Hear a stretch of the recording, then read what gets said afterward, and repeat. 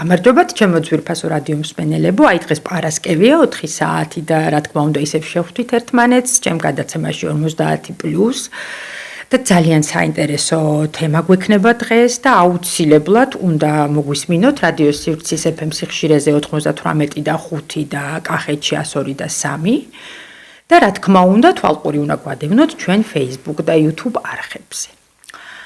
დღეისთვის, როგორც გითხარით, ძალიან საინტერესო თემა შევარჩიეთ, უბრალოდ ჩემმა მშვენიერმა სტუმარმა შეარჩია ეს თემა. რა თქმა უნდა, ყველამ ვიცით, რომ ასაკში განსაკუთრებით 50 წელს რომ გადავაბიჯებთ, სახე კარგავს მოცულობას, ვეღარ გამოიმუშავებს კოლაგენს. და აი ეს თემა ზუსტად შეეხება ამ პრობლემებს და ეს არის ოზენპიკის სახე, ესე მითხრა ჩემმა მშვენიერმა სტუმარმა. ვიცით რომ ოზენპიკი არის პრეპარატი, რა თქმა უნდა ყველას გაგვიგია, რომელიც ძალიან პოპულარობით სარგებლობდა და უწყობდა ხელს წონის ძალიან სწრაფად კლებას. მე ის რა თქმა უნდა არ გამომიცდია, მაგრამ ჩემმა ახლობლებმა, ვინც გამოცადა, რაღაც არ ქონდათ ძალიან კარგი შედეგები, დაუტოვა გვერდითი მოვლენები და უკან დაუბრუნდნენ თავის საწყის წონას. და რაც თავარია ოზენპიკის სახე, აი ეს არის წონის სწრაფად კლებისგან გამოწვეული, ჩამოშვებული სახე, ფტოზი, გამომშრალი კანი და ამ თემაზე ჩემზე ბევრად უფრო ვრცლად და საინტერესოდ ისაუბრებს დღეს ჩემი უმშვენიერესი სტუმარი თამთა მჭედლიშვილი, ქორიძის კლინიკის ექიმი, დერმატოლოგ, კოსმეტოლოგი. გამარჯობა თამთა. გამარჯობა. ძალიან მოხარული ვარ, რომ დღეს ჩემი სტუმარი ხარ. მე უფრო. და აი მოდი მსმენელებს ახლა კარგად ავუხსნათ, მოდი ჯერ ეს ოზენპიკი პრეპარატი თუ რას წარმოადგენს და მე რა არის ეს ოზენპიკის სახე. ნათია დიდი მადლობა მოწვევისთვის. თქვენ გადაცემას ყოველთვის ძალიან დიდი სიყვარულით ვადევნებ თვალს. მიხარია მსგავს აქტივობაში მონაწილეობა და მიხარია რომ ჩვენს მსმენელებს ექნებათ სწორ ინფორმაციაზე წვდომა ჩვენი საშუალებით, ვინაიდან ამ მიმართულებით მნიშვნელოვანია ამაღლდეს ცნობიერება მათთვის. რაც შეეხება ოზენპიკს, რეალურად მოკლედ რომ თქვათ, ხო, რა არის პრეპარატი ოზენპიკი, რისთვის შეიქმნა ეს პრეპარატი? ეს შეიქმნა 2012-2016 წლებში მიმდინარეობდა კვლევა Novo Nordiskis მიერ, ეს არის ცნობილი დანიური კომპანია.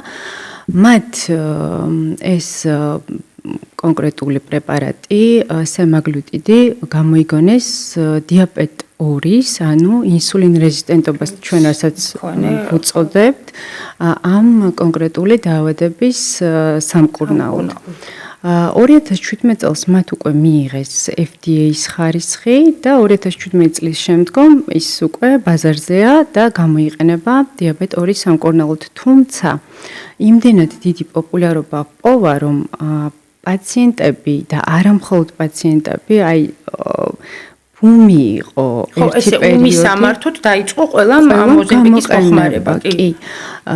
ეს სხვათა შორის არა სათანადო ინფორმაცია, ზუსტად აი ამ ინფორმაციულ ნაკლებობის ბრალი იყო ალბათ. და გარდა ამისა მოხდა ის, რომ სოცქსელები ჩვენთვის ინფორმაციული ხელმისაწვდომობა იმდენად გამარტივდა და იმდენად დაჩქარდა ცხოვრება, რომ ყველასთვის არის ძალიან მიმზიდველი სწრაფი შედეგის მიღება, ხო?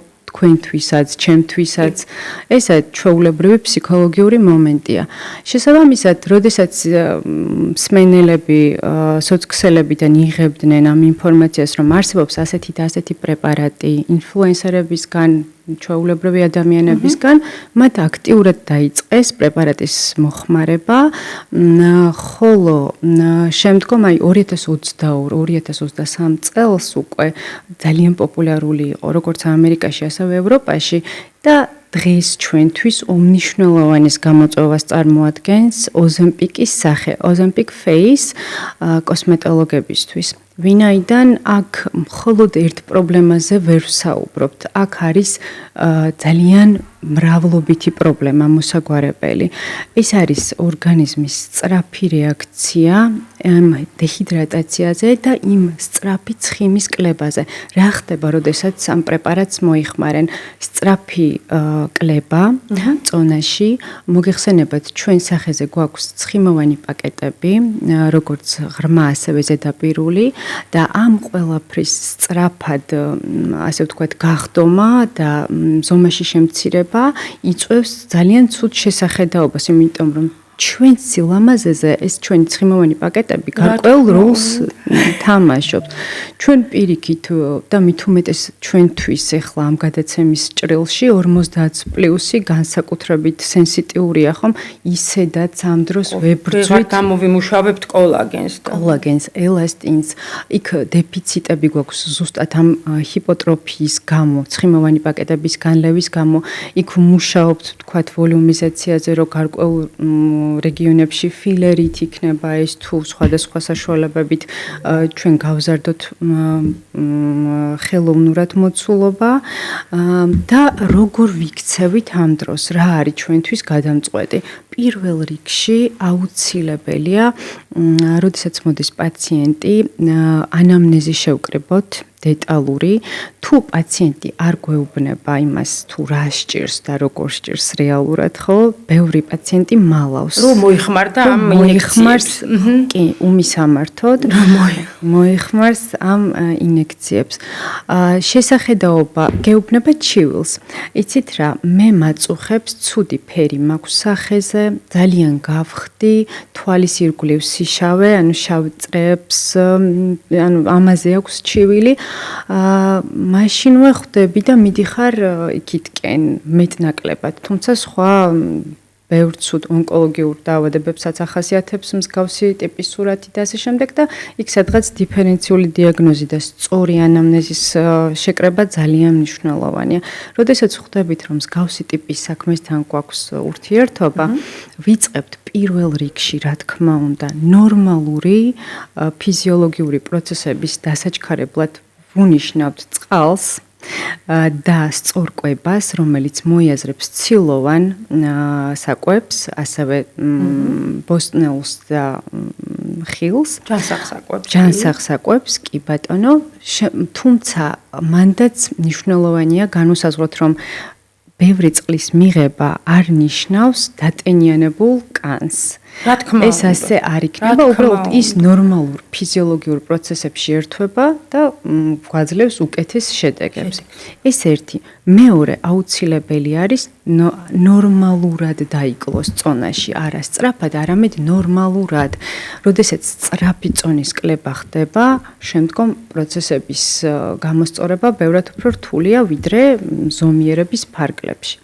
მესამე, ვიწყებთ ბიორეპარაციას, რას გულისხმობს ბიორეპარაცია, მეზოპრეპარატებით, კანის ელასტიურობის და ბრწყინვალების აღდგენას ყველა ვარიანტში და მხოლოდ ამის შემდეგ გადავდივართ, მანდაც როგორი მომენტია, იცით, გასათვალისწინებელია, ხომ არ აქვს თქვათ ფარისებრის კვანძები, ანამნეზს, როდესაც გამოვიკითხავთ დეტალურად, ხომ არ აქვს რაიმე ენდოკრინული დაავადება და ამის შემდგომ თუ თქვათ მეზოპრეპარატების გამოყენების საშუალება არ გვაქვს, ვიყენებთ ბიორევიტალიზანტებს, რომელიც სრულიად უსაფრთხოა ონკოლოგიურ პაციენტებშიც, აბსოლუტურად რემისიის პერიოდში შეიძლება ნებისმიერის მოხმარება და ასე შემდეგ, რა თქმა უნდა, მხოლოდ კარგ და სერტიფიცირებული ხარისხის პრეპარატებზე აქვს საუბარი.